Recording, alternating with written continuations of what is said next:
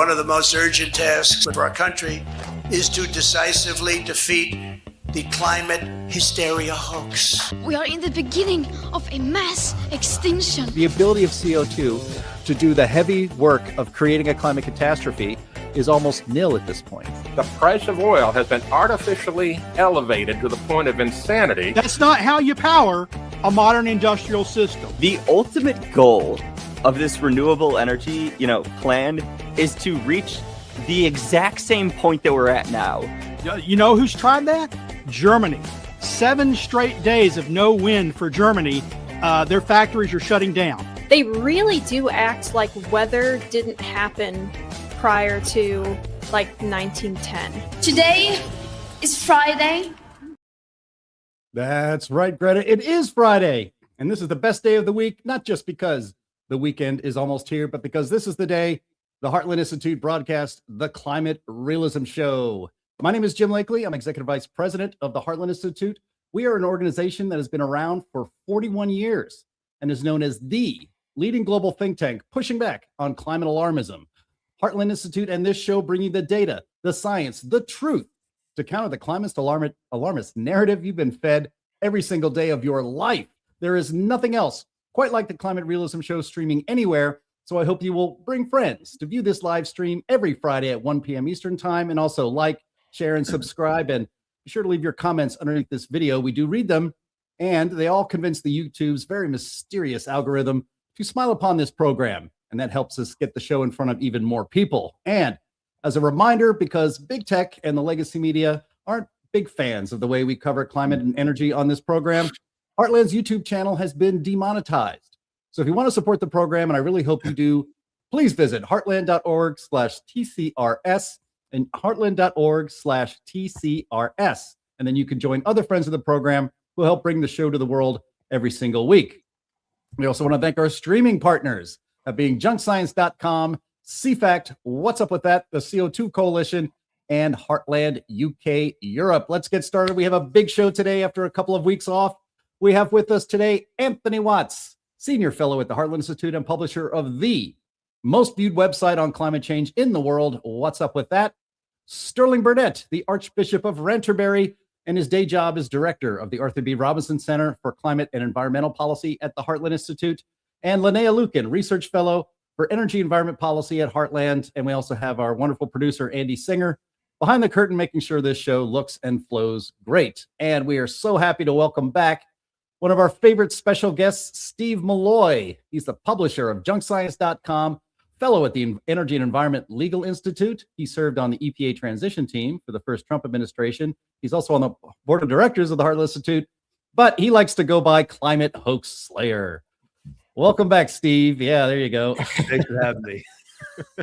It's great to have you here. The show has been not every single Friday for the last couple of weeks because we went to Davos. Linnea did, as well as myself and Donald Kendall and some other people from Heartland.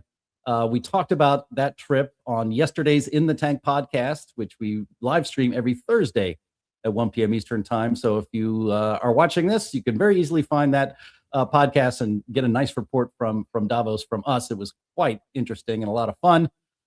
We may bring it up a little bit later in the show, but for now, we have so much to cover. I don't want to waste any more time. So let's, actually, I will not waste time. But actually, yeah, I did it. We should call that pulling a Jim as well. Not only did I want to thank our streaming partners, but I want to remind everybody watching this stream that the Heartland Institute's 16th International Conference on Climate Change is coming up April 8th and 9th in Washington, D.C. You can get your tickets. Here's a little slide for you to see on the screen. Seating is limited, so you need to get to heartland.org or climateconference.heartland.org. Either of those websites will work, and get your tickets today. Again, seating is limited. We've already sold quite a few tickets, and we want to make sure that if you want to be there, you're going to have to get those tickets very soon. And we do hope to see so many of you watching this stream in Washington, D.C. All right. Now that I've done screwing that up, let's get to what we love to do, and that's the crazy climate news of the week. Hit it, Andy.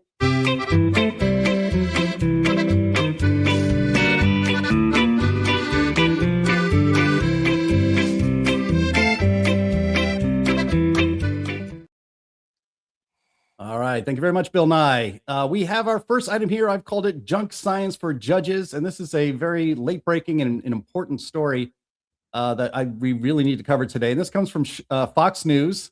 I'll read a little bit for you. Headline, Shocking and Inappropriate. Legal experts slam judge's guide over climate bias claims. Federal Reserve Manual includes foreword by Supreme Court Justice Elena Kagan and cites activists, including a group under a House probe. Let me read here. A gold standard guide used by judges nationwide to address subjects they are not particularly versed in is drawing criticism over the latest edition's inclusion of purported ideological bias focused on its climate section. Critics have said the fourth edition of the Federal Judicial Center's reference manual on scientific evidence, which includes a foreword by Supreme Court Justice Elena Kagan, appears to blur the line between neutrally educating judges and indoctrinating them with left-wing advocates' prose. The approximately 1,600-page guide was released at the beginning of the year and includes several citations and footnotes to climate change activists and proponents, including, you'll love this, Anthony Watts, climatologist Michael Mann and environmental law expert Jessica Wentz. Wentz is the top-line expert at the Climate Judiciary Project at the Environmental Law Institute, an entity currently under federal investigation. The House Judiciary Committee investigation found evidence of efforts to, quote, influence judges who potentially may be presiding over lawsuits related to alleged climate change claims, which appear to have the underlying goal of predisposing federal judges in favor of plaintiffs alleging injuries from the manufacturing, marketing, use, or sale of fossil fuel products, unquote. Michael Mann, a climate change academic in Pennsylvania, authored a book called The New Climate War, and the judges' guides cite that book to claim that the energy industry has sought to deceive the public. Mann resigned from a role at the University of Pennsylvania in 2025 after disparaging social media comments about Charlie Kirk that invoked the Hitler Youth movement. And of course, fans of this program know that his lawsuit against Mark Stein and National Review has ultimately ended up being a debacle.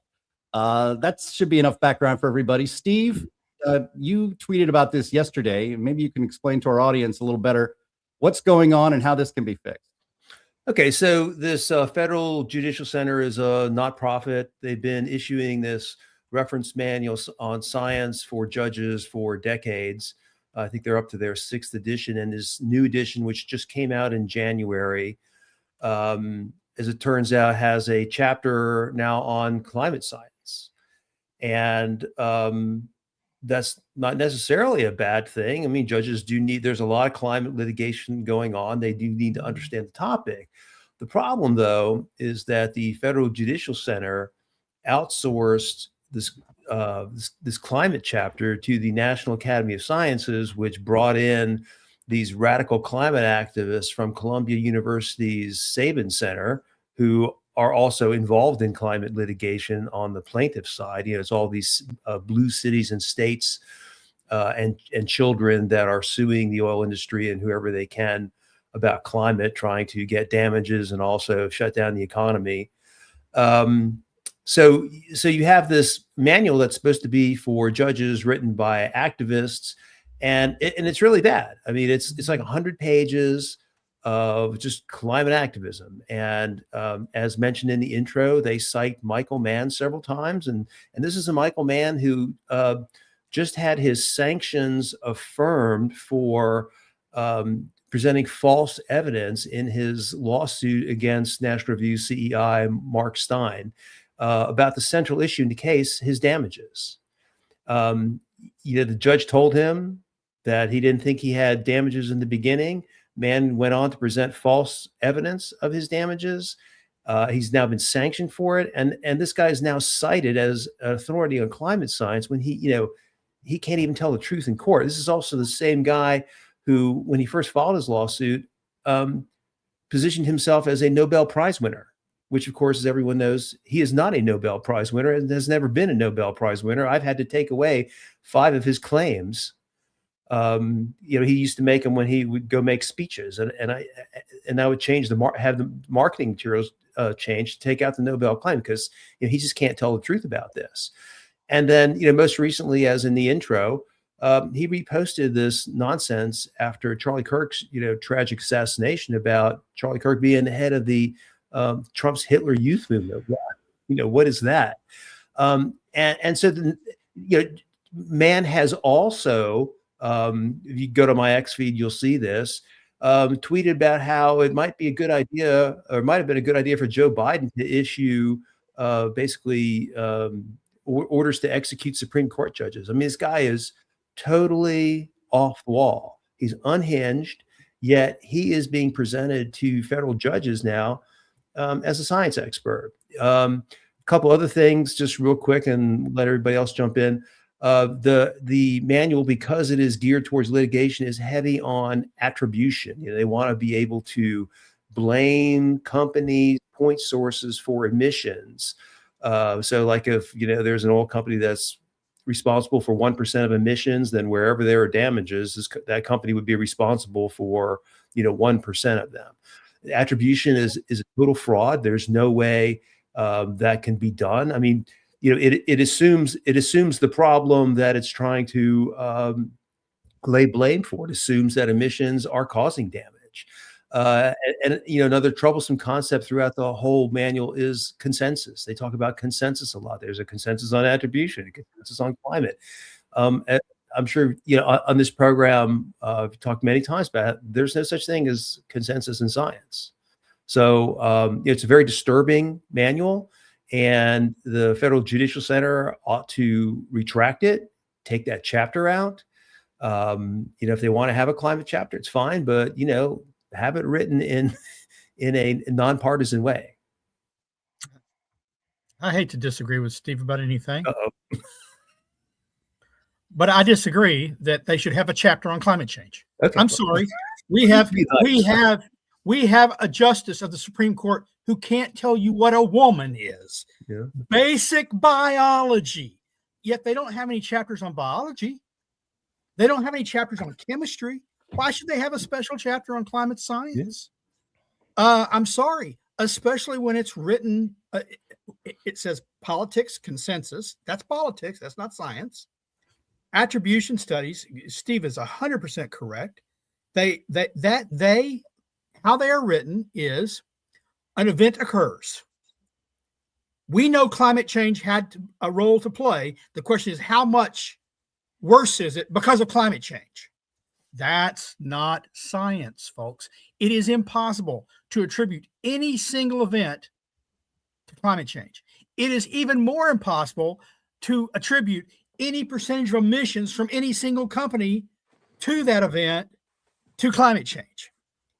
It's unscientific in the extreme. It's fortune telling. It's wish fulfillment on the part of alarmists, and it's posing as science. And it got into this chapter, this booklet attached to something the federal judges are supposed to be referring to. The scientific portion of the federal judges manual should only be about how to deal with science, not the what science says, but how science determines things. Not telling them what to think about a scientific discipline, but telling them how to think about it, how to reason through it, what to take as evidence, not models, data, for instance. Models aren't evidence. They're tools, and their outputs are only as good as their forecasting or predictive capability. And in this case, climate models fail repeatedly. Climate predictions fail repeatedly. That's the data they should look at. So I think it's got to go. It has no place, especially, like I said, when they can't even determine what a female is. We've known what men and women were from time immemorial, before anyone ever heard the word climate. And we evidently can't, for our judges, can't determine what that is. So let's get some basics in biology and chemistry down before we go into the physics of climate.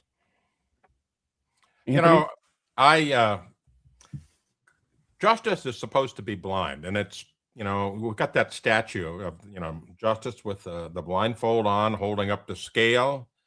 And so what's happening here is that they are taking that blindfold off for justice. They are putting their ideas into the judicial system, disguised as fact, disguised as science. But that's not it. It is an opinion, especially when it comes to attribution, which, as Sterling rightly points out, And so does Steve. It's just bogus. You can't focus on any single weather event and say it was made worse by climate change. Even the IPCC says this. But these folks don't care. They're all about their mission. And their mission is to make climate change the most important thing. And climate change must be mitigated because we're all going to die. We're going to roast, we're going to drown. We're going to get snowed in. We're not going to have enough rain. Whatever it is, they're going to try to make it attributed to climate change. And that's the crazy thing about this. What I would really like to be able to send these judges is a copy of this book. This book here breaks down most of these ridiculous claims with real science, real references, and real data, instead of trying to make an opinion about it. There's no opinions in this. It's all factually based. And that's the problem. None of this stuff that they're pushing to these judges is completely factually based. It's models, it's attribution, it is opinion. And opinion for facts, opinion should not substitute for facts. And that's the failure here. And it's really, really wrong. We've had attribution science for a long time. They call it crystal ball. You got a crystal ball and you can do attributions. You do some tarot and you do attributions. Well, it's not a science. And in the report, it's not just man. It's not just man. They cite all these people as scientists working on the issue who are actually involved in the lawsuits. That they're actually either bringing plaintiffs in, suggesting plaintiffs, suggesting course of action. They are involved in the lawsuits. So they are of necessity interested parties in what the judges will determine. And so they should have no part in writing a manual for judges. Well, I mean, I'm with Steve. I mean, if it's not necessarily, Steve is right. I mean, a judge can't be an expert on every single topic. And there are some important technical issues that one must understand to come out with a just ruling. The problem is the sources. I mean, if the judges were given a copy of the book Scare Pollution by one Steve Milloy, I'm sure we wouldn't. Yeah, I'm sure we wouldn't have any objections to that. Anyway, look, I think it's okay that judges should be aware of the controversy and they should be aware of. I agree with everything Sterling said, but judges should be aware of climate. They should be aware of the standards of science. They should be aware of the gaps in knowledge so that if they're making decisions, if they want to make the right decision, they have the opportunity to do that. And if they don't, well, it's because they're biased. So I'm not really for having science. I don't think we need a manual on science. There's really no such thing. I mean, to me, science is the process of where you have a hypothesis, you make a prediction, and you verify it. And if you're not doing that, then you're not doing science. And this whole attribution thing, as run by Freddie Otto at the World Weather Attribution,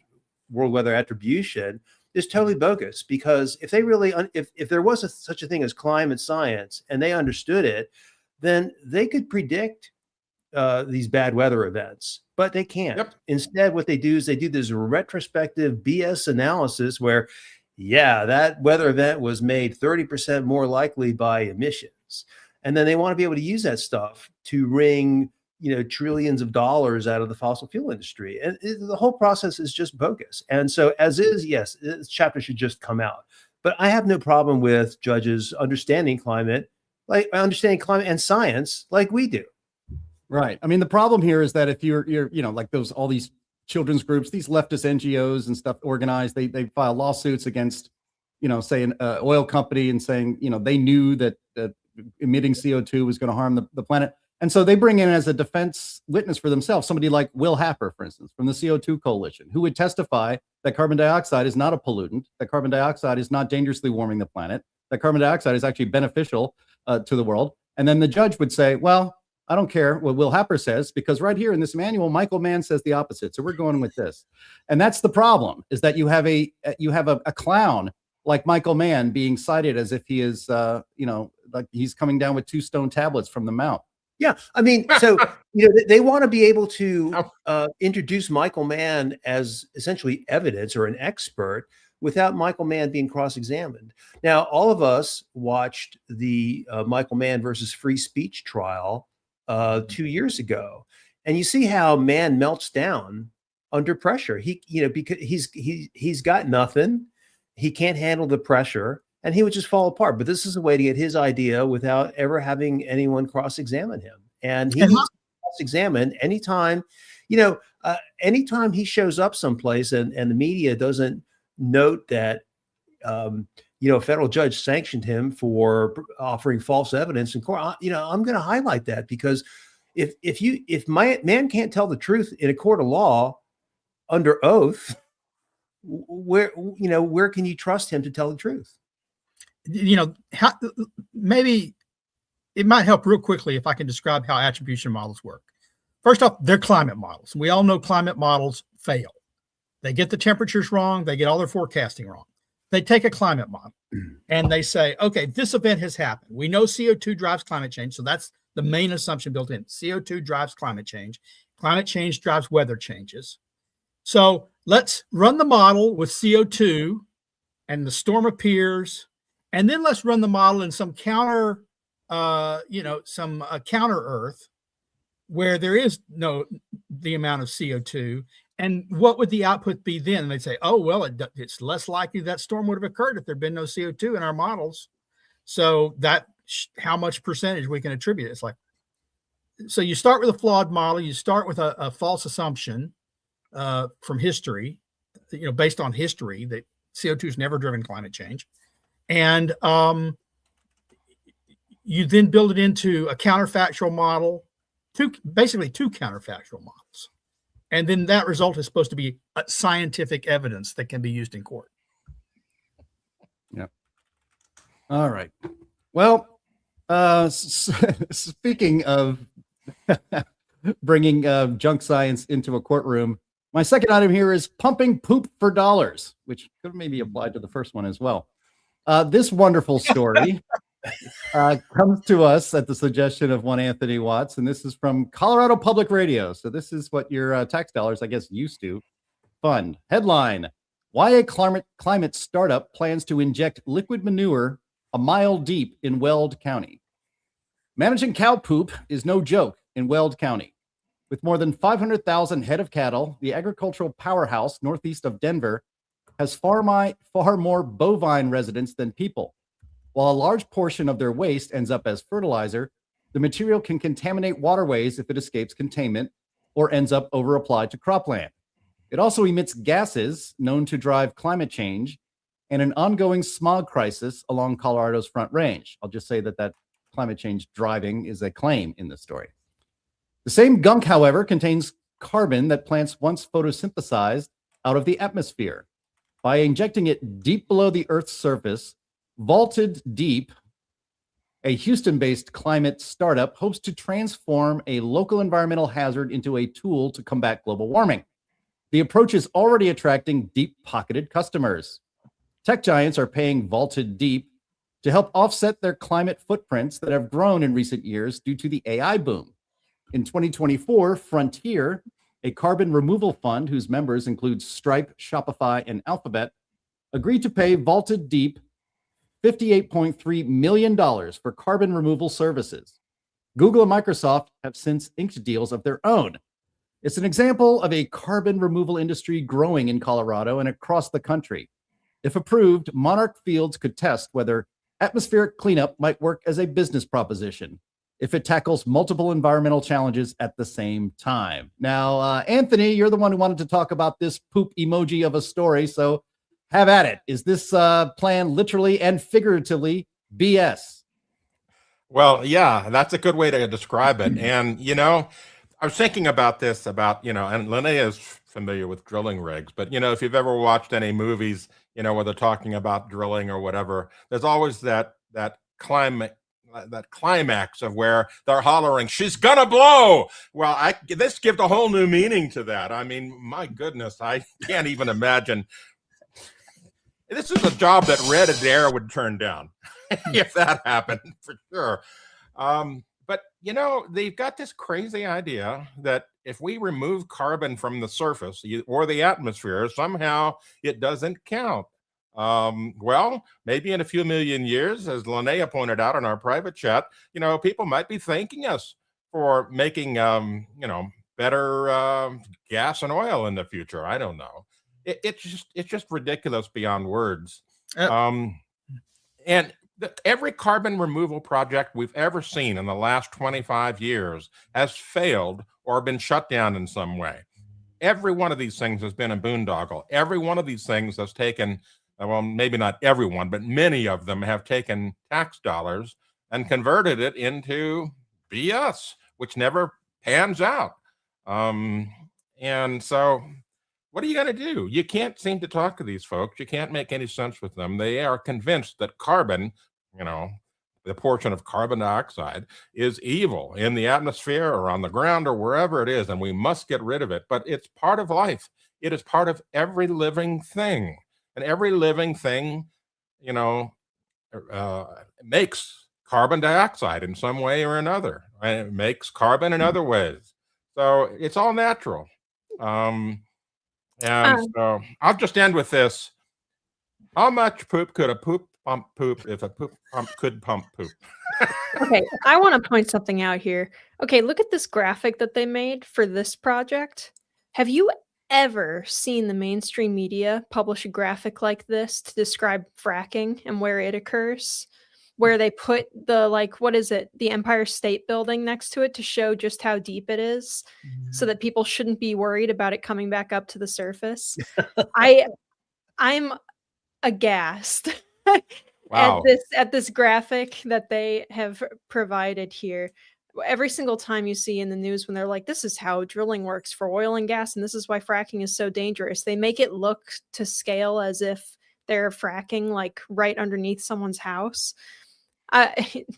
This is infuriating. Okay, but also, man, it's like what I said a couple of years ago. I think maybe last year or the year before, when we were discussing that other carbon capture scam where they were supposed to be planting trees, but they actually didn't end up planting the trees, but a bunch of tech companies paid them to do it, to do carbon offsets.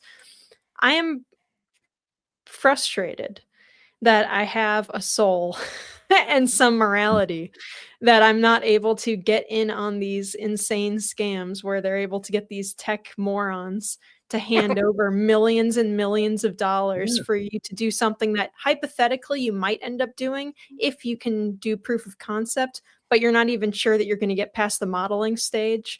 I'm amazed. These guys are way smarter than I am. I just, first off, when I saw that Microsoft was investing in this with their track record of meat and other climate things that they've now backed out of, now you know to jump off the bandwagon. If Microsoft's for it, you probably should get out of it before it fails and takes your money with it. Secondly, I've been told for 2 decades now that we should be using manure for crops because it's a natural fertilizer as opposed to high chemical. No. We want natural fertilizers. We want manure. We want poop. Let's use that as fertilizer. That's what we always used traditionally. No. Now you got to get rid of it. I was also told, well, we can use it for energy production, right? You use digesters, turn it into methane, burn the methane. That reduces the methane output.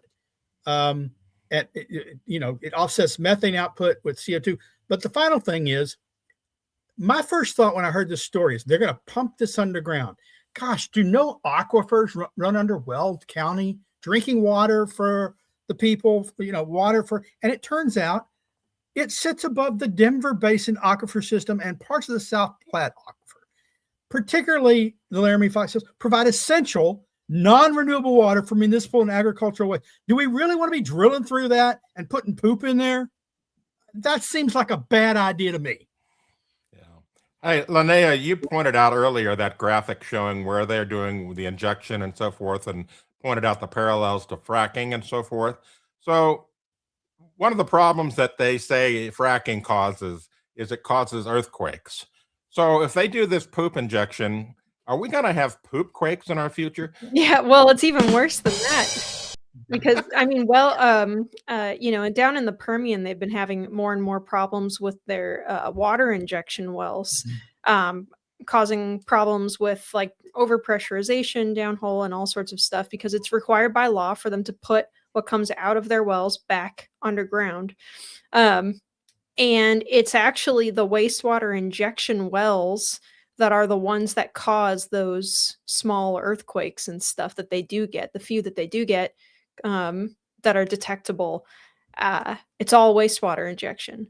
And so I can only imagine, I don't know what kind of volumes. And I mean, it's fracking. It's going to be a fracking, not a fracking, but like a wastewater injection type of situation that they're doing here. But it's like wastewater. So what they're probably going to do is they're going to use a ton of water to mix the manure into. They're going to like put it through blenders or something to get it so that it's as evenly textured as possible. Yeah. I don't want to use that blender for my drinks. They're going to inject it. They're going to inject it into a reservoir that they find, probably some kind of like a sandstone or something that they find, the same way that they do wastewater injection from oil wells and from all sorts of different chemical plants and stuff. I think they're right that there isn't like real danger to aquifers and stuff, just as there's no real danger to aquifers from fracking and wastewater injection. But why? You're gonna do a whole drilling operation while also Weld County. I guess for one, it might actually employ people who they're laying off left and right in Weld County while they're trying to shut down all their oil and gas operations there. Yeah. I'd be kind of ticked off if I was a driller there. And they were pitching this idea while they were shutting my work down. But yeah, I don't know. That's talk about outgassing. Yeah. Well, just real quick on this. I mean, how stupid are these big tech guys? Of course, we all know. The United States could go dark today, stop emitting today and forever. And, more than 90% of greenhouse gas emissions are still going to happen.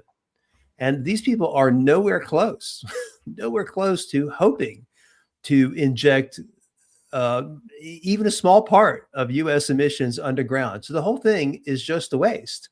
And I don't know how do these guys run these trillion-dollar market cap companies, but can't do simple climate math? It's just beyond me. Well, the question is, they run the companies because they understand the field they're in. It's when they try to go outside of their expertise. But they have, I know, Sterling, but they have accountants that can do math. Okay. And the math of what I'm talking about, the climate math I'm talking about, is elementary school math. What percent of emissions, let's just say, pretend emissions are a problem. What percent are we emitting? What percent are we going to store? It's negligible. It's less than negligible. And they can't do it. And the accountants will pay out tens of millions of dollars. Yeah. Well, the whole point here, of course, Steve, isn't like this entire operation actually isn't about the physical storage, and it isn't about any kind of sequestration at all, right? The point is the money printing machine that is carbon credit trade. Yeah. I guess it's also the virtue signaling for the. I get it. There are reasons for it. There are reasons for it, but it's so easy to figure out how stupid this is, and people refuse. Yeah, well, you called this a waste, Steve, and I see what you did there. And they also talk about. Oh, missed it. Yeah, I didn't miss it. I got it. And they talk about jobs that Americans won't do. I would think diarrhea driller would be high on the list, but we shall see. Well, if you give me tens of millions, I'd think about it. Yeah, right. Yeah, everybody's got a price. They call it a slurry, Jim. Oh, that's even grosser somehow. All right, let's move on before people start to hurl. All right. Our third item here is endangerment endangered. On this program, you're probably getting the only regular updates on the endangerment finding for carbon dioxide in the atmosphere as declared by the courts, and it's supposedly in peril. So we have a little update here. This is from the Washington Post. Headline: Trump's biggest climate rollback stalls over fears it will lose in court. And Steve, as an attorney with the E&E Legal Institute, I know that this probably annoys you and you've been watching it, so get ready. We'll come to you first. I'll read a bit here. Trump's officials have delayed finalizing the repeal of a landmark legal opinion key to their effort to eliminating the Environmental Protection Agency's climate rules because of concerns the proposal is too weak to withstand a court challenge, according to two people familiar with the matter who spoke on the condition of anonymity to discuss confidential information.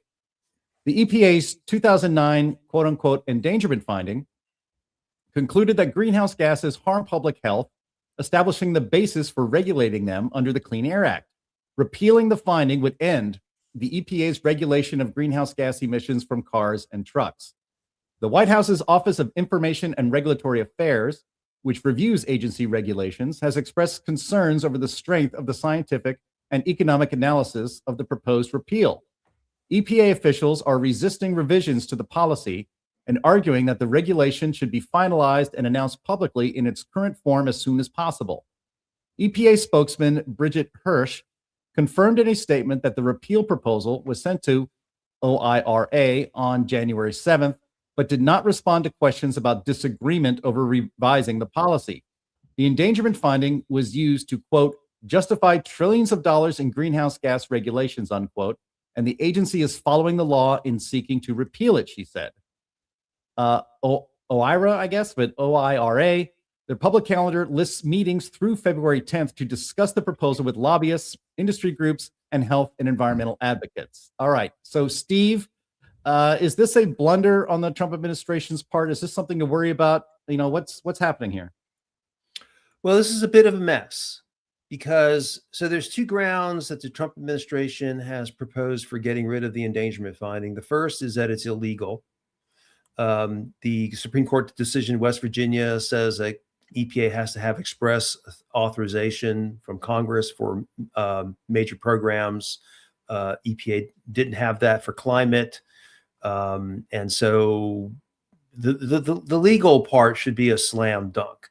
But there are people in the administration who, for whatever reason, also want to have their decision have some science based with it, which I can understand because a lot of times you get conservative lawyers going into court on environmental issues and they're claiming that, you know, some I wasn't dotted here or some T wasn't crossed here, therefore the regulation must go.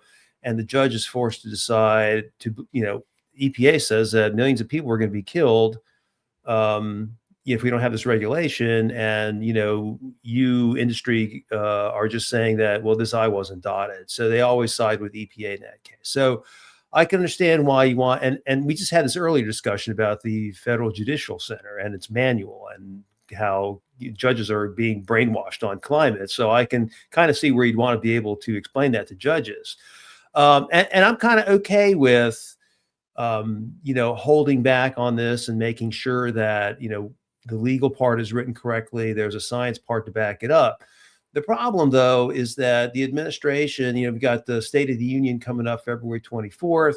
The administration wants to be able to say, I guess, that the endangerment finding has been repealed. But there's uncertainty, you know, amongst people like us that know something about this issue, because we know that at EPA, the staff is writing all these rules and notices and proposals, and the staff is not on our side. The staff is resistance. Okay. And the staff is sabotaging this stuff. So there's this fight over, do we make sure this thing is bulletproof before it goes out, or do we, you know, rush it to publication using the sabotage text drafted by agency staff? So, you know, that's where we are. I think that, you know, President Trump issued an executive order last April saying that rules that are illegal per recent Supreme Court decisions can just be dispensed with, rescinded without notice and public comment. I've been urging that to happen with the endangerment finding, but for some reason they never, despite the executive order, they didn't implement the policy.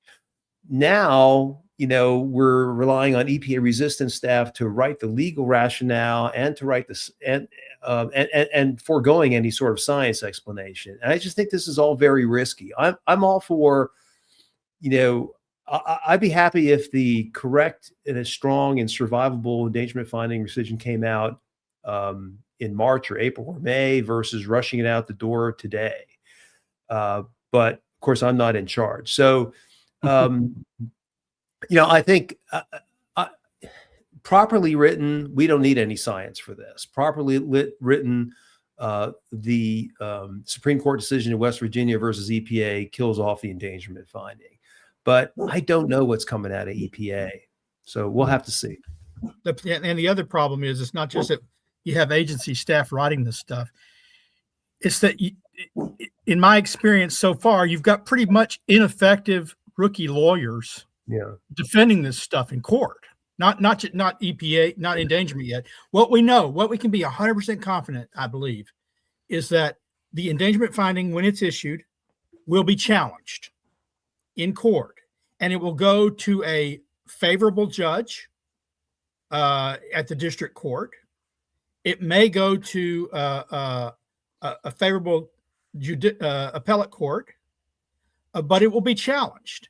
And the lawyers defending it, the lawyers going into court, have to be top notch. They have to understand the law and be willing to defend it. Not like they've done with these offshore wind things, where they go into court and they say, oh, well, Trump issued an order and it's all about national defense. And the judge says, well, explain the national defense argument. Well, Trump said it's national defense. Sorry, not sufficient. That's arbitrary and capricious. You can't just say the words national defense. You have to be able to defend the argument that it's national defense. Yeah. And they go in there unprepared. So that is a great point, Sterling. There are exactly 2 lawyers in the Trump administration that I know have experience in litigation with climate and could handle this job and do it correctly. Unfortunately, neither one is in the Department of Justice at this point. And it's these lame staff lawyers at Justice that the Trump administration relies on, not just for environment, but for everything. And they're terrible. They don't make the arguments correctly. They're lazy. Even if you have conservative lawyers, most conservative lawyers I know nothing about the environment. I mean, you have to spoon feed them everything, and they just suck at it.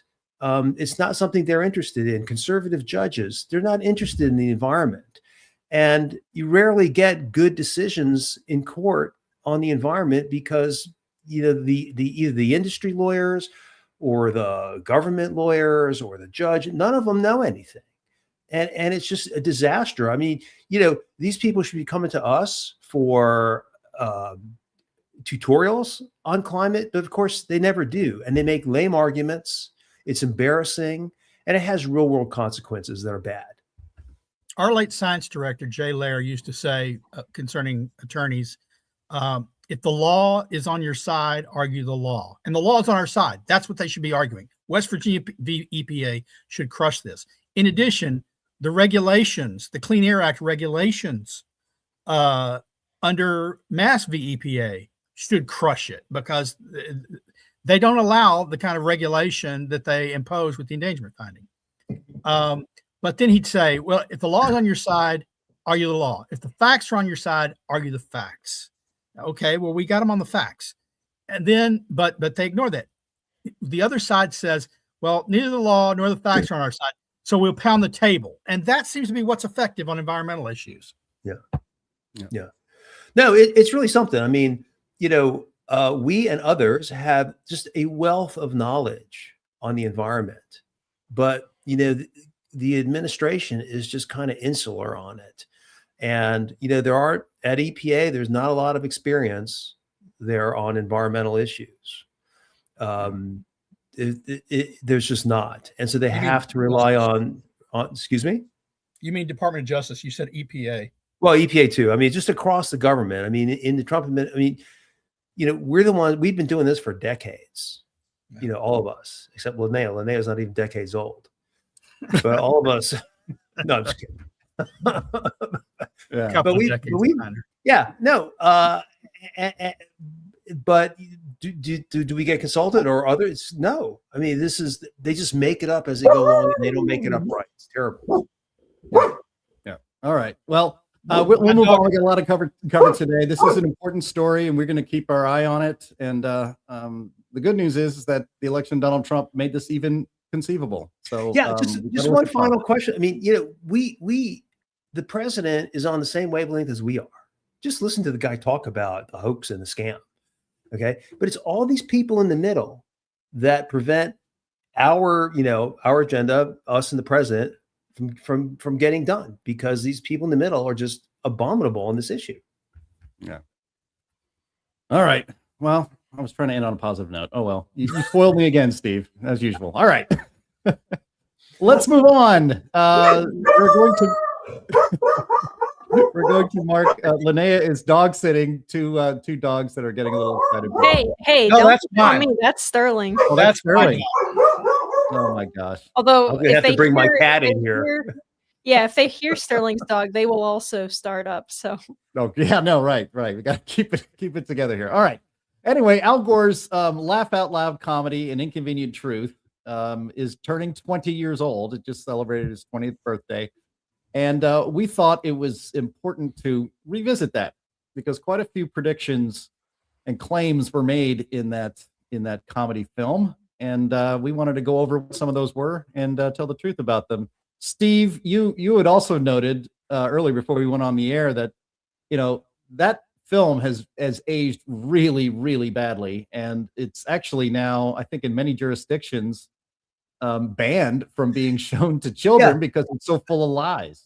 Well, yeah, I'll just add some color. I don't want to steal your thunder on debunking, claims, but just recall 20 years ago, the movie was released. I happened to be at an event in January of 2006 when Al Gore came to the Americans for Tax Reform, a small group of conservatives. He showed us his slideshow. Afterwards, I went up to him and said, let's have a debate on this. We'll arrange it, you and some scientists. And, Gore told me, he goes, oh, that's interesting. Maybe we'll do that. Of course, his staff got back to me and said, oh, we don't have any time for that. And so that launched the whole debate thing. Let's debate climate, which never really amounted to anything. Gore, none of them, Al Gore, Michael Mann, no climate alarmist wants to debate us because they would all lose. About a year after the movie came out, it had been made mandatory viewing in the British school system. Lord Monckton sued in a UK court, and the judge decided that, look, this has so many errors in it that you really have to have a warning to school kids before you can show it to them. So I guess it didn't wind up getting shown to UK school children. And then shortly after that, Martin Durkin, a former Marxist, I think climate changed him from Marxism to capitalism, came out with his movie, The Great Global Warming Swindle, which was a response to An Inconvenient Truth. And because Gore wouldn't debate anybody, I took clips from An Inconvenient Truth and The Great Global Warming Swindle and made Al Gore debate. And I've got that somewhere on YouTube. I'm going to put it on my X feed tonight as soon as I can find it. And then at the end of that year, 2007, Al Gore was awarded the Nobel Peace Prize for all this climate nonsense. And of course, he gave his famous Nobel lecture where he made all these projections, including that Arctic ice would disappear by 2014. And of course, this year there was still 5 million square kilometers of Arctic ice. So don't get ahead of me now, Steve. Okay, I'm sorry. All right. Anthony said he has to bug out for a couple minutes, but this first item is for you. You going to be around for 60 seconds, Anthony? Yeah. Real quick. I've got to run, and I'll be right back. But I will say that I watched Al Gore's movie when it first came out. I watched the reaction of people, and people took it as gospel. They never looked any further than his claims, most of them. Mm-hmm. And that's what really got me going. I had been looking into climate before that, but the fact that I saw so many bad things in this movie, so many non-factual claims, got me really revved up. And so I owe all of my climate work to Al Gore. Let's put it that way. Right. All right. Well, Anthony, you can just turn off your camera and mute your mic and then come back when you're ready if you like. Yep. All right. So let's go through some of these claims. So I asked ChatGPT to outline the claims that Al Gore made in An Inconvenient Truth. I wasn't going to watch that garbage again. So I'm going to quickly go through this, even though we could have really done the whole show just on debunking his movie. So first claim ChatGPT said was made in An Inconvenient Truth: global warming is real and measurable. Gore argued that the Earth's average temperature has risen significantly in recent decades, citing data showing that the 10 hottest years on record have all occurred within a recent span of years. And he presented long-term atmospheric CO2 measurements, e.g. the Keeling curve, showing a clear upward trend tied to human industrial activity. Sterling, Steve, Linnea, who wants to take this one? Can I start? Go. Okay. So if you watch Inconvenient Truth, Al Gore climbs up on the ladder and he's pointing at the upward trend in CO2 emissions. And that's probably true. CO2 emissions have increased because of industrialization, and CO2 in the atmosphere has increased. But if you look under the CO2 curve, you'll see the temperature curve. And the temperature curve just sort of burbles up and down. It's not really going anywhere. And as CO2 spikes, the temperature curve is not spiking. And that right there, that debunks the whole movie, because, according to climate alarmism, the atmosphere is extremely sensitive to CO2. And if CO2 went up, well, temperature should be going up, but it's not. Even in his movie, it was just burbling along, but he misleads people by pointing to CO2 going up and then just asserting that CO2 means temperatures, when below you can see they're just going like this. Yeah. All right. Let's move on to claim number 2 via ChatGPT on An Inconvenient Truth. Human activities are the primary cause of global warming. Gore emphasized that burning fossil fuels and other modern human activities, e.g. deforestation and industrial emissions, increase greenhouse gas concentrations like CO2 and methane, which trap heat in the atmosphere and drive warming. Sterling, let's go with you on this one. True and false. Okay. The emissions, there's limited evidence that those emissions are driving a global trend of warming, because the global trend of warming is an artifact of another human activity, which is industrialization and expansion of cities. We know that many of the thermometers, the temperature stations that measure warming, are compromised by the urban heat island effect. And so global average temperature built on a compromised system that takes the slow release of heat at night from concrete, from asphalt roofs, from industrial heating systems where they're located next to, from jet airplane exhaust when they're located on airports. That's not global warming. That's regional warming, but it figures into the global average when they just throw it in there. Right. So when you look at the system of thermometers that are not biased, and we're building one ourselves, the GOATS project, but there's another one, the Climate Reference Network. You get less than half the warming that is measured, and the measured warming is less than half what the predicted warming is based on the climate models. So, look, it's within the margin of error. The amount of true warming that might possibly be attributed to CO2 emissions and methane is less than the margin of error for the bar graph that they show the warming in. Yeah. Yeah. Steve, you want to, I know you tweet a lot about gone down the drain. Well, just to what Sterling said, what's disturbing about all this is, let's take the example of yesterday in Washington, D.C. At about 8 o'clock in the morning at National Airport, it was 16 degrees Fahrenheit. And that will go down as the official temperature for Washington, D.C. that day. But on my Apple phone app, which estimates ambient temperature in a different way than just looking at the airport or the thermometer, said that the temperature at that time was 6 degrees. There's a 10 degree Fahrenheit difference between the way Apple computes what the temperature is versus what's measured at National Airport. And the thing known as average global temperature is built up of a lot of discrepancies like that, and which means that the average global temperature is just a pile of garbage. I don't know how, when the error range is so huge, when you add more of that, it doesn't make for a more accurate number. No, but there's no, and in fact, there's no such thing in as an average. It's a made up metric. Average global temperature, right? Look, if you're a teacher in a class and you give a test, and we all know that, the bell curve says C is the average, right? But let's say it's possible that no one even gets a C. They may get A's and B's and D's and F's, but the average is C.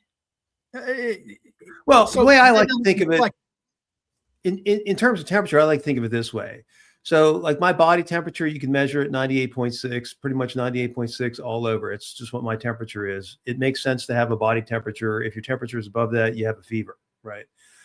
With the Earth, the average global temperature has no meaning. It's just a metric. It's a made up metric. There's no place that has average global temperature. And where would you take it anyway? Would you take it at the surface? At what altitude would you take it? When would you take it? I mean, it makes no sense. It's not like a body temperature.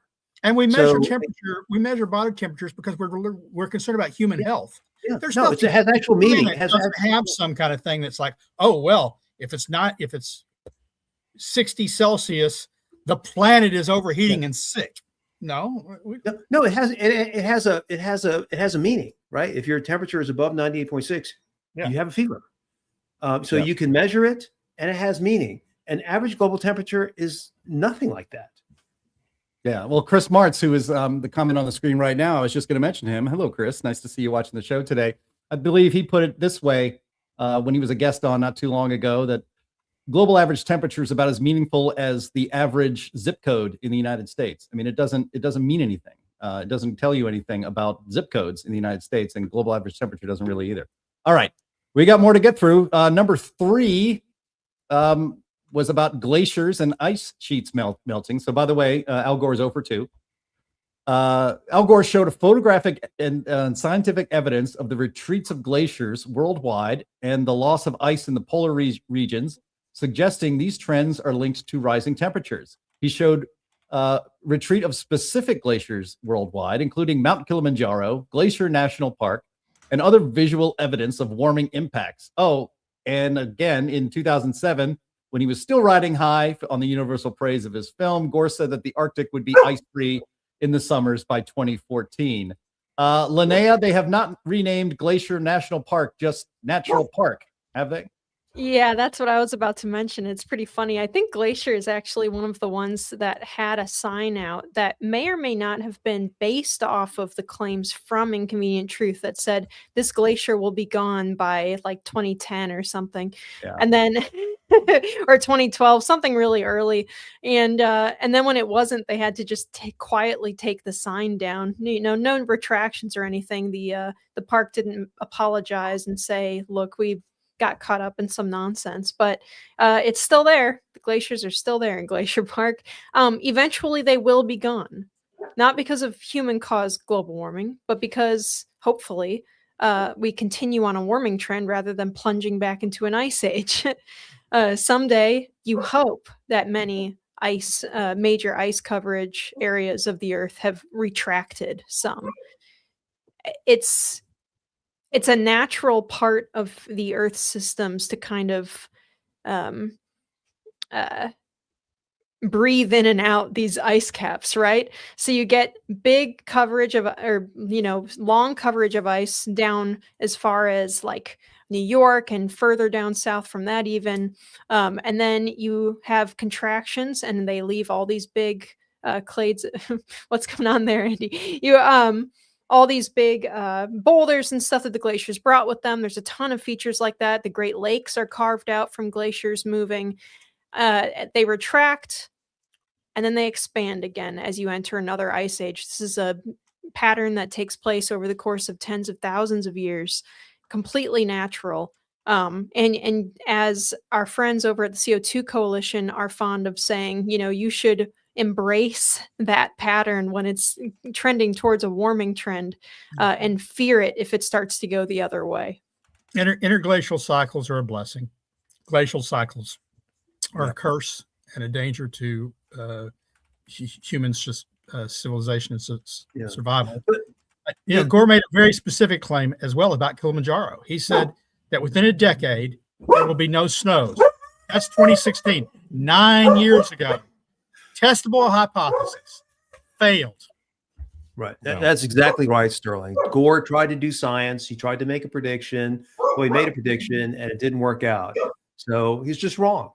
And when it comes to the Arctic ice, I don't think that was his prediction. He was parroting something that I think someone in the Defense Department or the Navy had predicted, because he's not smart enough to do that. But nevertheless, he made a prediction. It was wrong, and he never got credit for being wrong. Right. Anthony, Another one he was wrong about was he mentioned Mount Kilimanjaro prominently in his movie. And he said that, his friend Lonnie Thompson, was there surveying the ice and it's almost gone and it's going to be gone soon.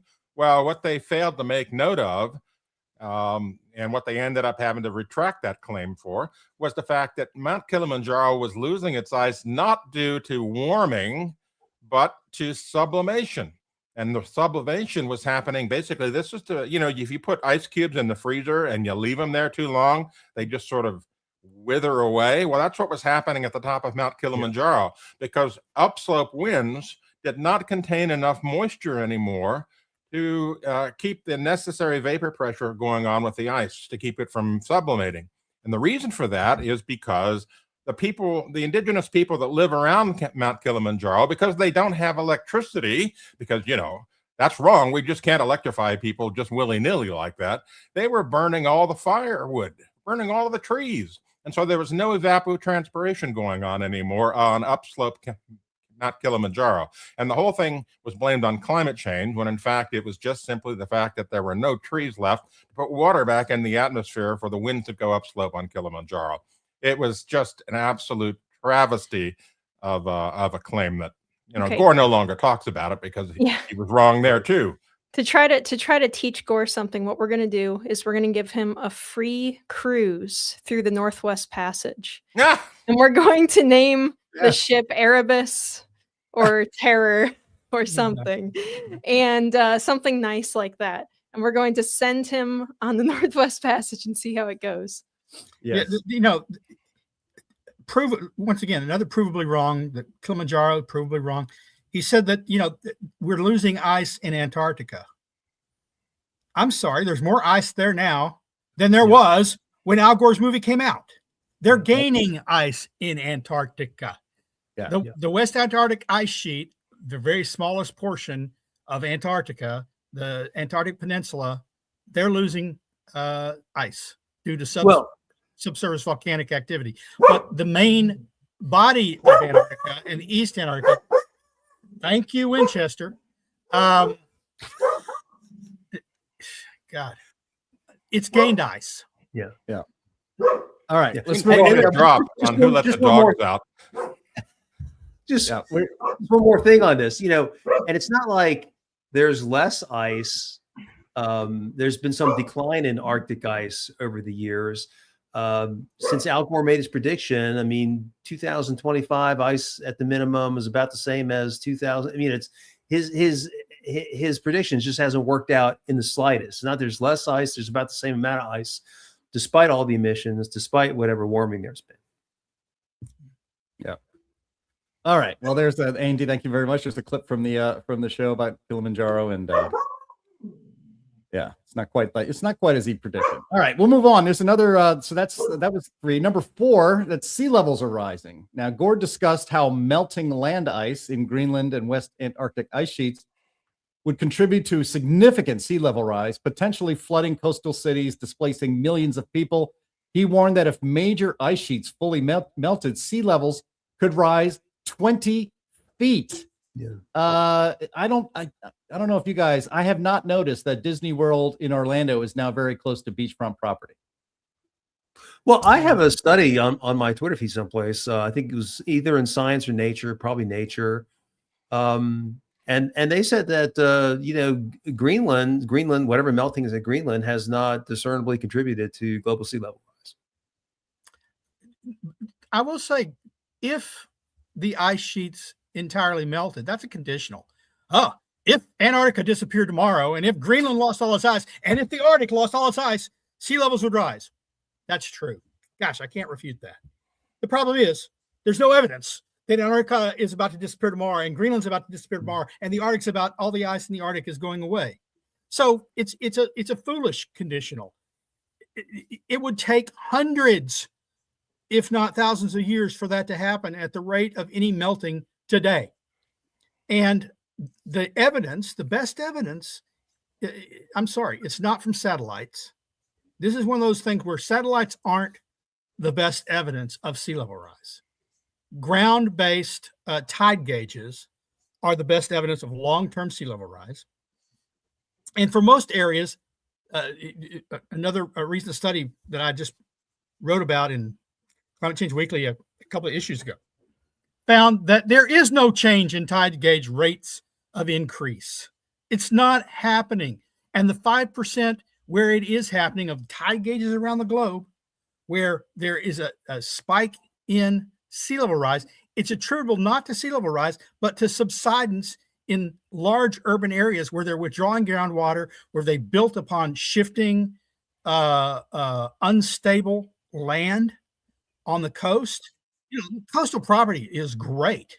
It's beautiful, but it's not. A lot of these places were swamps. They had some bait shacks. I don't know what's going on there. We had some bait shacks on wooden pylons, and they removed those. And they put a condo on there, and then they're surprised when the land sinks. Yeah, and they call that global warming. It's not global warming.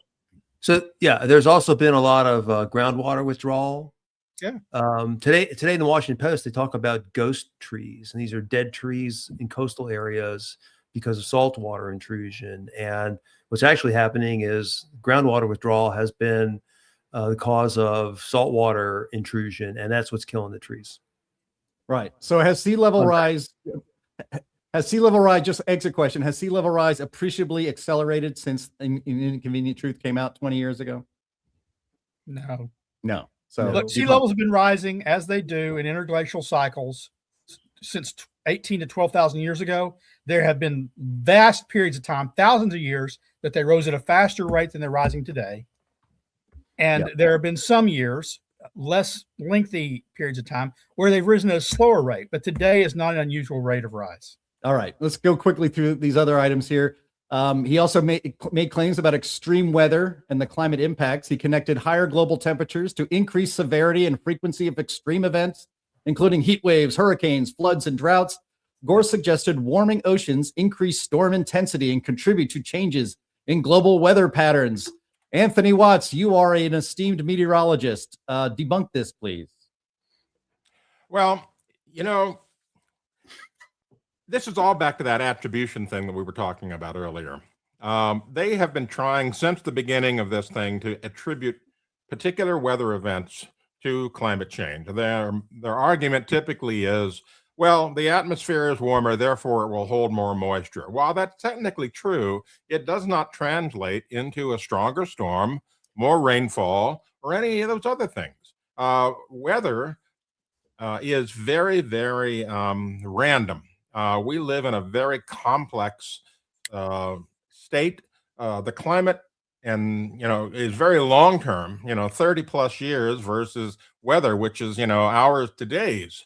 And so it just doesn't translate, yet they keep trying. But the bottom line is that when you go look at the data, and you can go look at this on climateataglance.com, or also you can see it in the book here, Climate at a Glance on Amazon, you can see that severe weather, whether it's floods, droughts, hurricanes, tornadoes, heat waves, whatever, has not increased since Gore made that claim. In fact, in many cases, it's decreased. Hurricanes and tornadoes, for example, are significantly less than they used to be in terms of frequency, and they're not getting worse in terms of intensity. And so every bit of data out there basically says it's not anything like what Gore was predicting it would be. And the most famous part of it was right after Hurricane Katrina in 2005, Gore publicly came out and said, see, this is an example of how hurricanes are going to get worse and worse and worse. Well, guess what happened right after that? A hurricane drought for the United States. Landfalling hurricanes essentially disappeared for almost 11 years and basically proved him wrong. It's like, nature is listening to him and laughing at him and saying, hey, take this, dummy. So if you go and look at the data, and most of these people don't, they're not interested in data. They're only interested in predictions and attribution. If you look at the hard data, none of this is supported. Nope. All right. Very good. Go to climateataglance.com where you can get all that great information. It's the facts. It's the truth. And it counters the climate alarmism. Two more items here real quick from the claims from the movie. Number 6, effects on ecosystems, species, and humans. The film highlighted impacts on ecosystems and biodiversity, such as disrupted habitats and risks to species. Gore also raised concerns about the health issues linked with climate change, such as heat-related illnesses and the spread of diseases. Linnea, on yesterday's podcast on In the Tank, we showed you in a picture, as we mentioned earlier, with your arm around a guy in a polar bear suit that was pretty dingy in Davos. So you get this one. Yeah, very sad. My heart was broken.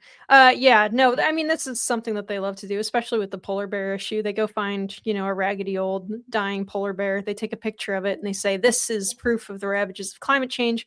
Obviously, there are a number of things that could kill a predator like that, including, starvation after a winter from, an injury making them not be able to hunt, or just old age or sickness, any number of things. So that really isn't proof of anything. It's just an emotional appeal to try to get people to agree to globalist totalitarian control.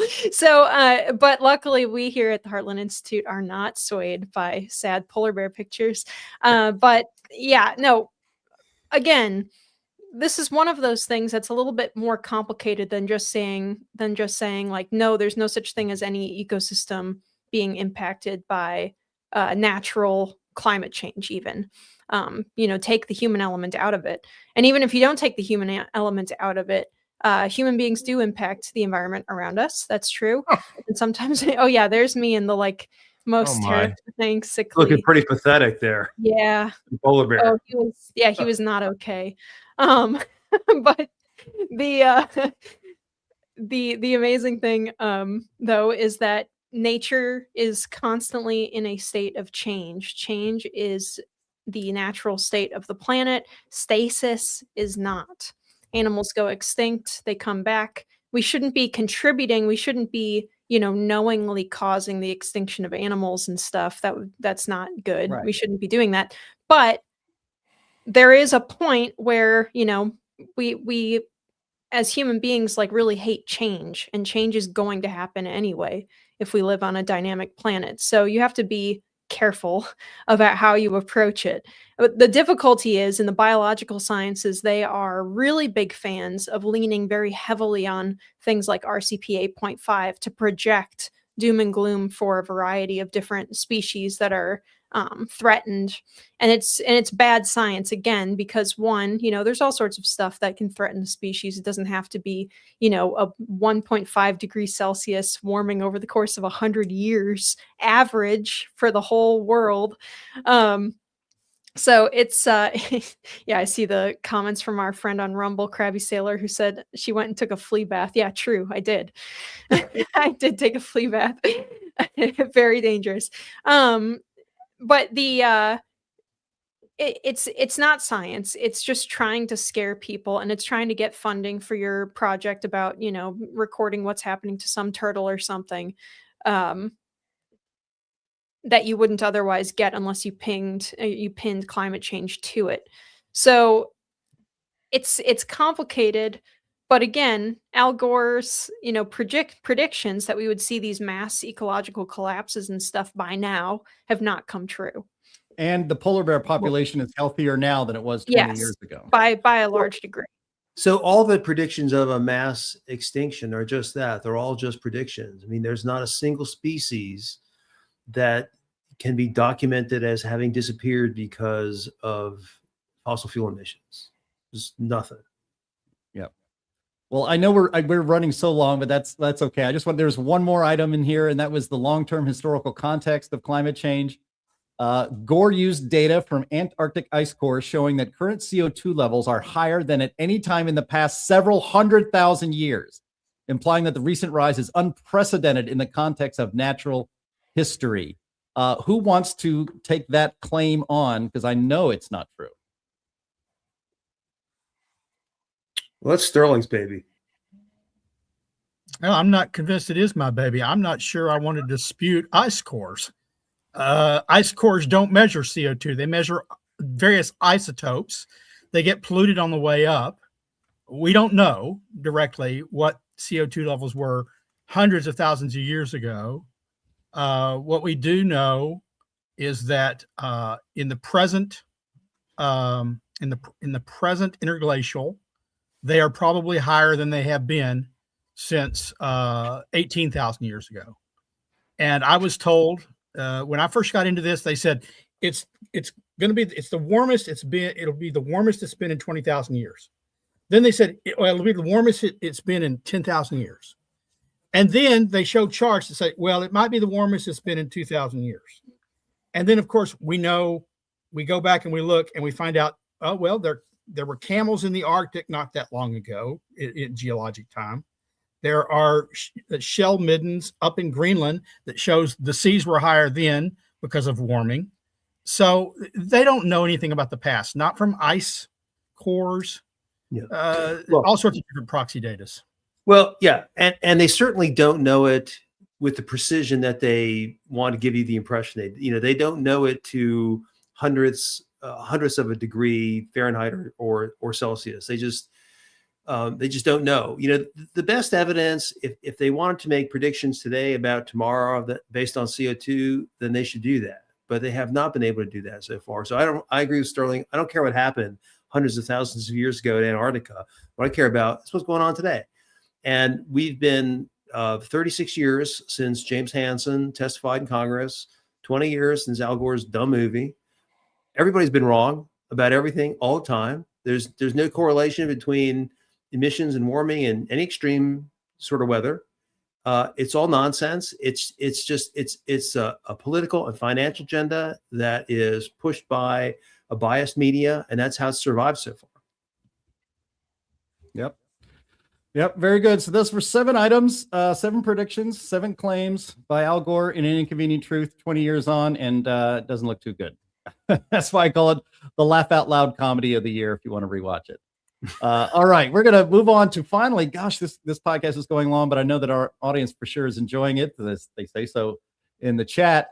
And the title, the title card, the thumbnail for this podcast is Winter Misery. And this is one of the more miserable winters I can remember. And I've lived in Northern Illinois now for 15 years. And I can't remember it being this bad. The temperatures are well below normal. Pittsburgh, where I used to hail from, has a couple of feet of snow, and they usually, despite what you might think, don't usually get that much snow. Almost the entirety of the lower 48 is experiencing some pretty extreme winter weather. And so we're praying for you, and I'm hoping this snaps out eventually. But as usual, the legacy media is using this miserable spot that we're in this particular winter to tie it to climate change. And so we need to correct that and push back at that. So this is a story, Sterling shared it with us this week from Scientific American. The headline is Weekend winter storm that battered eastern U.S. was supercharged by climate change. A warmer atmosphere can hold more moisture. And that's why last weekend's winter storm dumped more snow, sleet, and freezing rain than similar weather systems might have in the past. Let me read some of this for you. If you live in the eastern U.S., you are likely among the millions dealing with the after effects of the heavy snow, sleet, and freezing rain that buried the region over the weekend. And while it may be extremely cold, new research reveals that last weekend's weather was in fact supercharged by global warming. Some of the hardest hit places saw more than 2 feet of snowfall, while up to an inch of ice from freezing rain shut down roads and cut power throughout the Southeast. No doubt this storm was big. It was always going to pack a punch, but it dumped more frozen participation than it would have if the storm had occurred decades earlier. It may seem paradoxical that a warming climate could mean heavier snowfalls, but hotter, albeit still below freezing, temperatures are nonetheless a recipe for more snow. That's because for every 1 degree Celsius of warming, the atmosphere can hold about 7% more moisture. And this storm happened in an atmosphere that has become up to 5 degrees warmer Celsius than it was in past decades, according to research organization Climameter, which produced the new analysis. That means this storm had up to 20% more precipitation than it would have if there was no human-caused warming. Sterling, this is new research, so it's got to be correct, right? And there should be more than just this one example to prove their hypothesis, right? I remember a day not too long in the past. Twice, New York Times ran the same headline, "The End of Snow," because of climate change. Remember, climate change causes more hurricanes. Climate change causes less hurricanes. Climate change causes more drought. It causes more rain. It causes ice melting and snow melting, and it causes more snow and ice. The truth is, this is just another one of those attribution studies. Oh, we've run our models backwards without CO2, and it says there wouldn't be this moisture in the atmosphere, and now we run it with CO2, and now there's this moisture in the atmosphere, and so it makes it so much worse. Look, you look at records. Is it worse than all records? There's some records broken. There's a lot of records that aren't broken. That's true for heat. That's true for snow. That's true for cold. In the end, this one winter, you read that story. You read the story. You read the bits. I heard things like may and could and all sorts of sort of wishy-washy, well, yeah, it might cause this. Okay, so let's say climate change has put more moisture in the atmosphere. That's presuming that moisture has stayed in the atmosphere from climate change. So years of climate change has caused moisture just to sort of hover in the atmosphere until this winter and get all dumped. That's what we're supposed to presume. There's no evidence that this 1 year's rise in moisture caused it to dump. And moisture in the atmosphere is not the only thing that's needed for storms to form. It's just another flawed attribution based on models. It's unscientific. Yeah, I mean, once again, if they knew what they were talking about, they would predict these things ahead of time. But they can't do that. They don't do that because they can't do that. And then, underlying all this stuff, even if climate change was really at work, you'd have to show that emissions are driving this stuff for this story to really have any legs. And they can't do that either.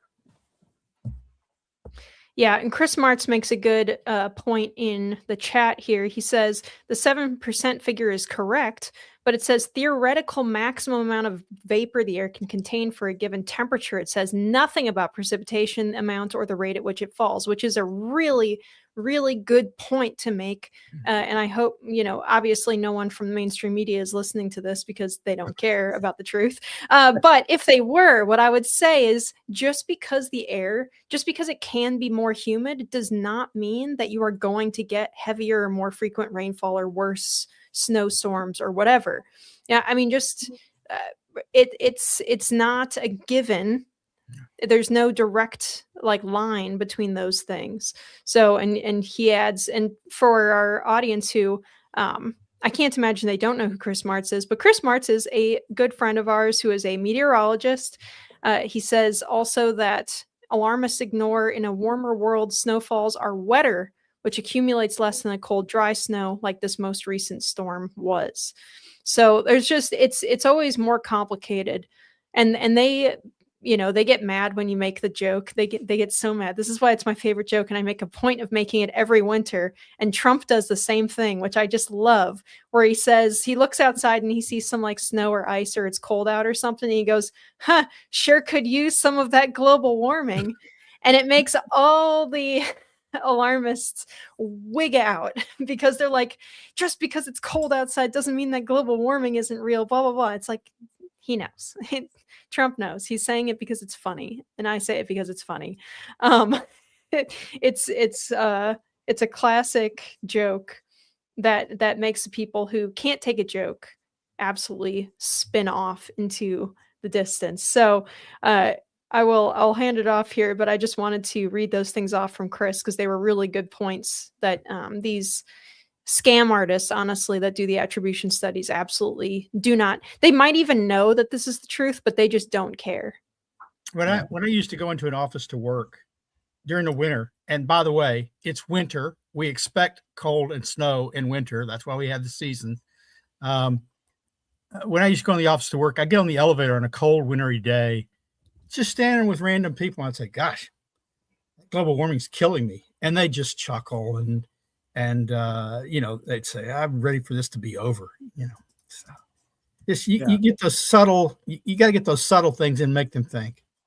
Yeah. I mean, one of the reasons I wanted to have this as our main topic today, or at least put on the thumbnail today, is because so many people are experiencing this winter weather, and it's just been pretty miserable. I mean, it has been barely out of the single digits in Chicago for like 2.5 weeks, and it grinds on you. But Steve, you've spent a lot of time on Twitter, comparing historical weather and saying, and debunking all of this whole thing. Every time something bad happens weather-wise, it's global warming. So, I figured you might enjoy this topic too. Yeah, so I spent a lot of time looking at past Washington, D.C. weather because it's where I live.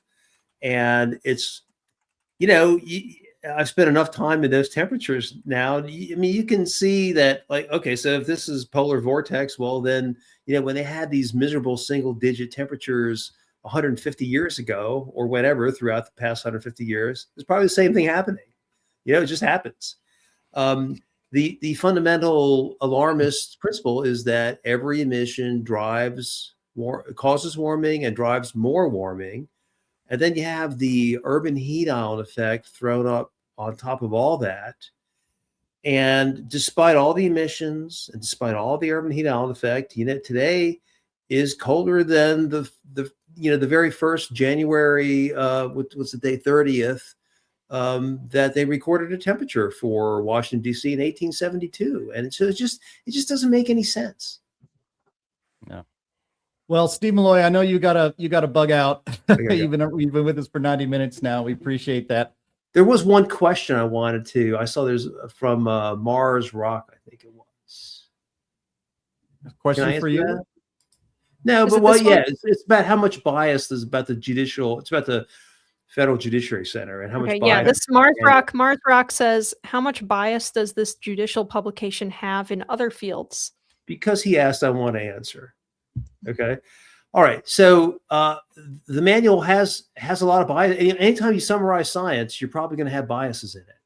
And the most crucial area where it has biases is with epidemiology. As far as I'm concerned, there's not a lick of epidemiology that's published today that is worth snot. And the Federal Judiciary Manual doesn't say that. It doesn't have the right standards for epidemiology in there. So there's a lot of biases built in. There's a lot of biases built in on chemical toxicology. And it's hard to get it all cleaned up because you don't really know who's writing it. And, in the case of climate, you've got activists. I've spent 35 years working on all these issues, and the people writing this book don't have 35 years worth of experience. They don't know the history of all this stuff. So, yeah, I think there's a lot of other incorrect material in the reference manual for science for judges. But this climate stuff is really outrageous because it's brand new. Yeah. Awesome. All right. Well, thank you, Steve Milloy. Appreciate it. I know you got to go. And so we will see you again. I know we'll have you on the show again next time or sometime soon in the future. Take care. Have a great weekend. Thanks. Yep. So while Steve Milloy had to go, because he's thinking about today and his schedule, and this kind of short-term thinking. If you're thinking about more than just today, if you're thinking about the long term, I want to tell you about the sponsor of this program, and that's Advisor Metals. And it's all about thinking about the long term. If you listen to a lot of conservative shows like I do, you hear tons of pitches to buy gold and silver and other precious metals. And there are a ton of companies out there that will provide those services for you. But I want to tell you why you should trust our sponsor of the Climate Realism Show. That's Advisor Metals, and it's the man who runs the company, Ira Bershatsky. Ira is the managing member of Advisor Metals, and he does not employ those high-pressure tactics and deceptive marketing ploys like many companies in big gold. He also doesn't deal in rare coins, so-called. When you buy gold and other precious metals from Advisor Metals, you are dealing in quality bullion, and that is so much better when the time comes to liquidate this valuable physical asset. And when you buy from Advisor Metals, you will have your investment sent discreetly and directly to your very home. By the way, Ira is a sponsor of this program because he, like I'm sure many of you, are an America First patriot. He does not donate to Democrats. He refuses to work with the proxies of the Chinese Communist Party. And he, like us, abhors the machinations of the World Economic Forum and the United Nations. That is why we are so proud to have him as a sponsor. So if you want to diversify your investment portfolio, or if you want to back up your IRA with real physical bullion and of precious metals, go to climaterealismshow.com/metals. You can leave your information there, and Ira will get in contact and make the whole process very easy for you. Again, that's climaterealismshow.com/metals. And be sure to tell them who sent you, because then when you're helping yourself, you're also helping to support this program. Thank you for your attention to this matter. And I hope that was probably my best segue between the show and the read. Great. And I'm trying to get as good as Linnea. I'm not quite there, but I'm going to keep working on it. And we're going to turn the program over to Linnea for Q&A. So take it away.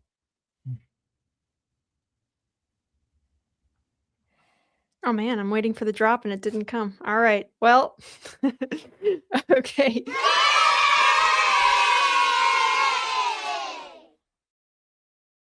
You know, I had a feeling he was going to do that he was going to cut me off and wait so that he could cut me off. All right, here we go. That was me. I thought it'd be funnier that way. Krabby Sailor has really good, very, very good taste in segues. He says, good lead into the ad, Jim. Linnea's was better yesterday. It was very good. It was a wonderful job. Mm-hmm. All right, let's get to the questions here. So we have this question from Dennis Stevenson, who says, the Climate at a Glance says that polar bear population is 36,000. Other public sources seem to suggest it's closer to 26,000.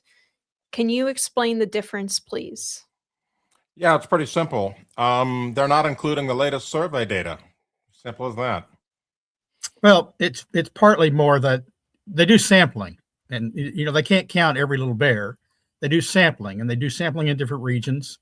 And either 26 or 36,000 would be more than the 5,000 they estimated there were 50 years ago, before there was all this global warming. So, it's a win either way. Yep. All right. I'm going to normally I try to grab the questions from earlier in the show first, but this one just popped up that I can address pretty quickly, which is from PJ Hondo, who says, what do you think of relative sea level rise? Where I'm at, coastal flooding is increasing exponentially. Records go back to 1900. I live near Atlantic City. Yeah, so part of that is, that's not a climate issue. What we think of relative sea level rise is that it's real. I mean, it's a measurement that they're taking, but it accounts also for land sinkage. Coastal flooding increasing in Atlantic City in particular is a lot of the time due to the water withdrawals from the water table. So the land is actually sinking faster than the actual sea level is rising. So that's how you get a lot of those problems. And that's a huge problem on much of the eastern seaboard, as well as the coast of like Louisiana and Texas and places like that. Yeah, it's subsidence due to groundwater withdrawal, but it's also compaction of the soil due to building. The huge amount of heavy infrastructure built on soils that are soft soils.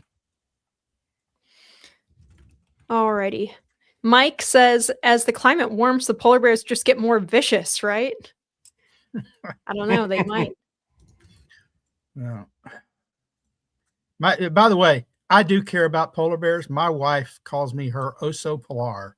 So Okay. I am her white bear. So if the climate gets me, we're concerned. All right. Chris Nisbet says, is there one cold state in the United States of America that hasn't been kept warm by fossil fuels over the last week or so? Can't think of any. Most of the fossil fuel stuff is making people stay alive right now. And we saw some data earlier this week that showed that the renewables basically failed, dropping down to like 5 or 10% of what they normally do, and that's the problem. You can't design a stable grid system based on an energy generation that is basically dependent on the weather. The weather turns bad or not favorable to those things, boom, you're out of power. That's no good. Yeah. Read my article on climate realism this week on the experience in Texas.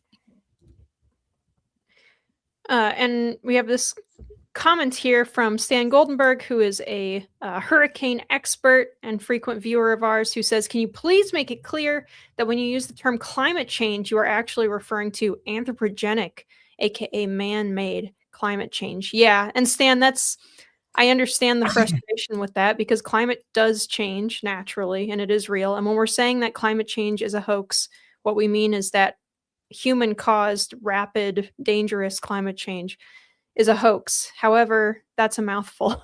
And I don't want to say that every time. And when the thing I've written about this, actually, where the thing with the term climate change is that when the left uses the term climate change, they mean it whichever way is convenient for them in any given moment. If they call you a climate change denier and you say, no, I don't deny climate change, the climate has always changed. They launch into, well, you don't think that human beings are causing, rapid heating and blah, blah, blah. So they get to choose what it means depending on when they want to use it. But we have to give them like a paragraph description of what we mean every time. It's that millennial woes tweet that's like leftists pretend like they don't understand things in order to make discourse impossible. We have to just like bust through that, I think. Let's see.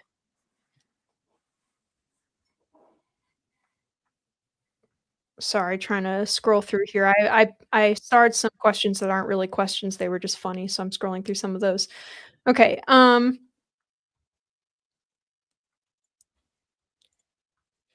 Engineer guy says, in science classes, middle school and high school, is the Milankovitch cycle addressed, and have politicians heard of it? Anthony? Yeah, well, this Milankovitch cycle is based on the precession of the Earth's wobble, so to speak. The poles are tilted about 23.5 degrees. And so what happened is that just like a spinning top, it's stable at first, but it tends to develop a wobble of its own. And so Earth has that, but it's a very, very, very long period wobble. And that long period wobble changes that tilt just ever so slightly.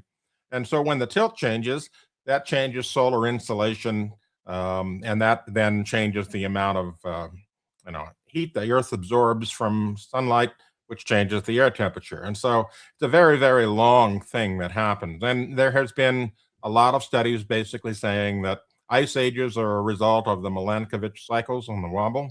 And so it's a natural process. It's part of what Earth normally does. There's nothing strange about it, and climate change does not contribute to it in any way, shape, or form. And whether politicians know about it or not, I doubt that most politicians know much about it. If they've heard of it, they did back in high school and have never heard. Oh, looks like Sterling froze. Okay. Well, they've got temperatures that are like 8 degrees in Texas, so it's not surprising he froze. All I said was, all I dealt was the latter half of that question, which was, have politicians heard of it? And my estimation is they probably did, just like you back in high school and middle school, but they've never heard of it or care about it since. I'm sure that, Yeah. when they get pamphlets or they get emails or something from constituents who are on our side of this issue, they talk about that stuff and they just don't care. They're like, Yep. They haven't. They it's pass it off to another an aide, kook and they I've say got. they pass it off to an aide and say, "Here, respond Yeah. to this person." Yeah, if they even do that, if they don't just hit delete in their inbox when they see someone use big science words like that. So, uh, all right. So here's a question I wish Steve was around for, but we're gonna pitch it anyway. From Ed Reed, who says the endangerment finding was required by the CAA to be followed by issuance of an NAAQS in 17 years. Where is it? Well, first off, that's not right. The Supreme Court in Mass v. EPA declared, despite the fact that it's not listed in the Clean Air Act, declared that anything emitted into the air is a pollutant. And then they said the EPA is now charged with determining whether there's an endangerment finding. They weren't required to issue an endangerment finding. The court said, now you've got to determine if there's an endangerment finding, and if so, either determine whether it's how dangerous is it, de minimis, is it whatever. You've got to go through your normal rules, and then regulate it if you can. And they genuflected to the IPCC, and they said, yeah, it endangers human health. And then they went about trying to regulate it from auto emissions. But like I said, they weren't required to. And it's been tied up in court ever since. I mean, it's one administration after the other withdraws it, supports it, expands it to stationary sources. But no endangerment finding. Most of this policy stuff, most of this environmental policy stuff will go away. And it's not clear to me they should have ever issued an endangerment finding, because they can't show. Remember, the Clean Air Act applies to the U.S. They can't show that U.S. emissions are endangering human health at all as a percentage of global emissions, or that global emissions are endangering human health. It's impossible. So there should be no endangerment finding. All right. Thank you, Sterling. Okay, so this is a question from Walter, who says, would you consider or have you approached a climate alarmist to be on your show for a climate discussion? Jim?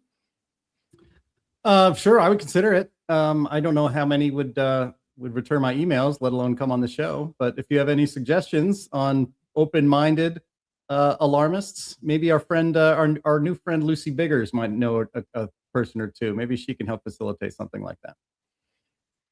Definitely. We've tried to get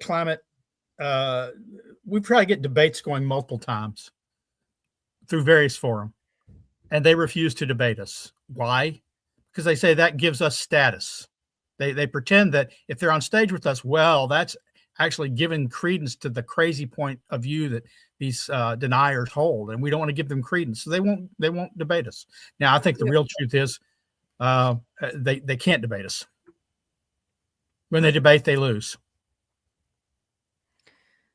David Vogt says he wants to know where he can watch the movie. I'm guessing he's not talking about Al Gore's Inconvenient Truth. He's talking about the other one. YouTube. You can find it on YouTube. Okay. The global warming scam, or whatever it's called, the global warming hoax. I think it's the Great Global Warming Swindle.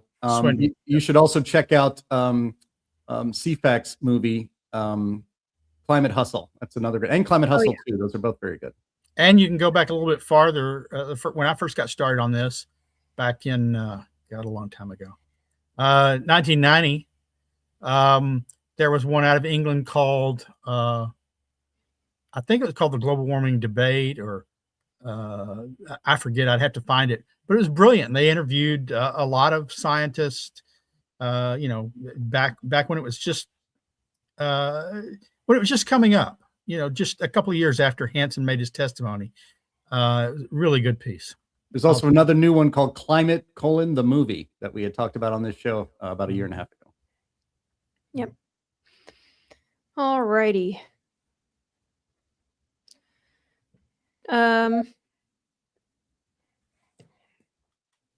Sorry, guys. Okay, so Ray, and I'm going to pitch this to you, Anthony. Ray says, what would happen if our current ice age finished, if we were totally in an interglacial? Palm trees in the air? I don't know. Yeah, I don't know. That one's, I don't know enough about geologic history to be able to answer that. Well, I just can't say. And you know what? It's not just me, it's everybody else. Nobody else can make that prediction either. So I'm just going to say my answer is I just don't know. And that's an okay answer, and one a lot of scientists will not give you. Well, I'll tell you that, it's going to take, thousands and thousands of years for that to happen, if not tens of thousands of years for that to happen. Probably even with the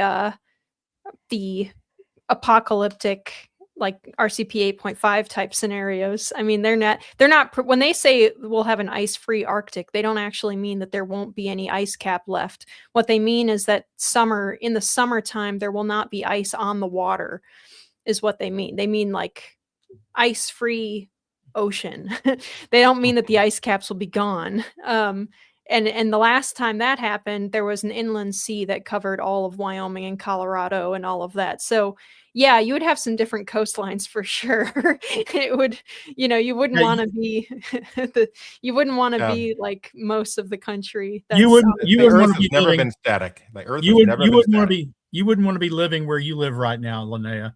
No, definitely not. I, on the other hand, would be smoking a cigar at my new beachfront property, watching my values skyrocket. And yeah, if you're the Highlander, Sterling, and you can just live forever, then you will get to see that. The point is that there could, not in our lifetimes, I wouldn't think, but the Earth's climate is going to change, and it could change in very dramatic ways. It's been much, much warmer than it is today in the past, and it could be in the future. It could be colder again. We could have another ice age coming. The point here is that human activity, our modern way of life, our burning of fossil fuels and our driving of SUVs is not what is driving the changes that we will see in the climate in the future. It's not proven. It's just not happening. We're not at fault. Yep. All right. Scott Clay says, it's so much easier to list where Al Gore has been right than where he's been wrong. The list is much shorter. Has he ever actually been right? I can't recall of an episode where he's been right on anything. I mean, even going so far back as he invented the internet. I can recall things where he's been right financially. He got in as a politician. He got on the ground floor of a TV station that he just sold for hundreds of millions of years, hundreds of millions of dollars that benefited him greatly. Mike Springstead makes a great point here, which is perhaps Al Gore's greatest crime, which is that he will always be the VP who tried to get governors on all U.S. autos to forcibly cap highway speed at 55 miles an hour. The guy is just full of great ideas. Yeah. All right. So unfortunately, Steve is left, so we can't give Steve this question from one of our friends over on Rumble today, LT Oracle of Truth, who asked, do you have any input on why the tall southern pines are dying out here in northern Florida? It starts from the top of the trees. Sterling, do you have any idea?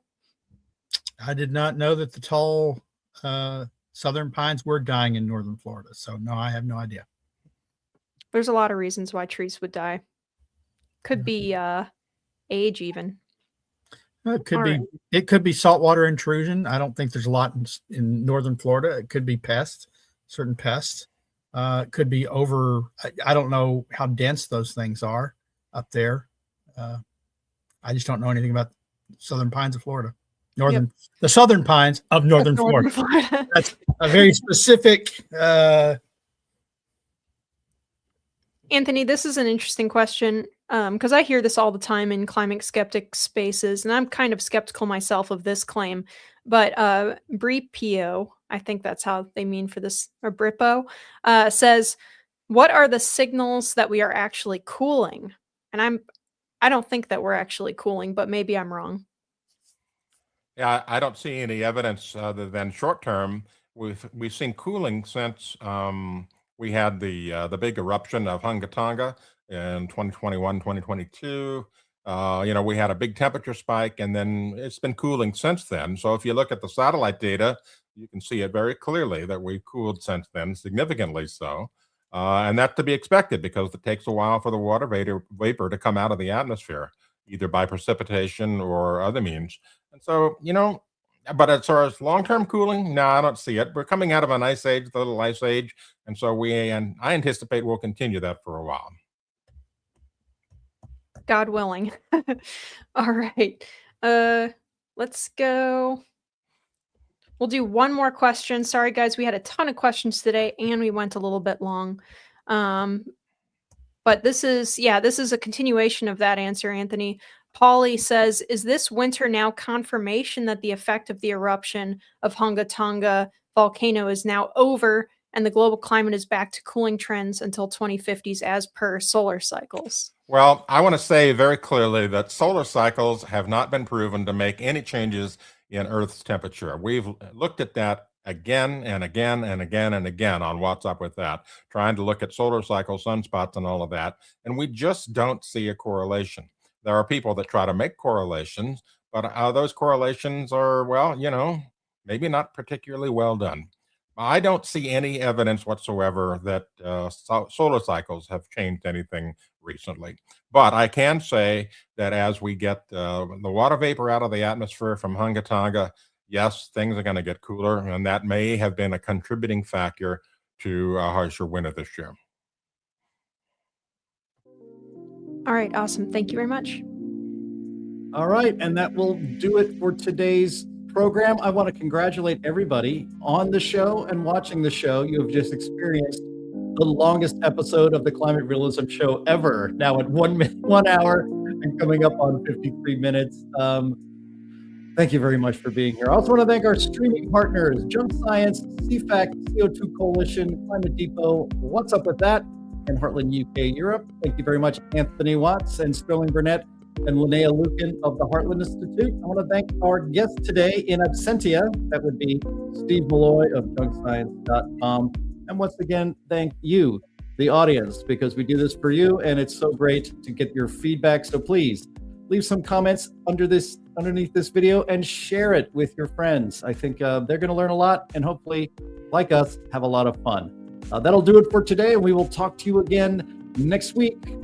Bye-bye.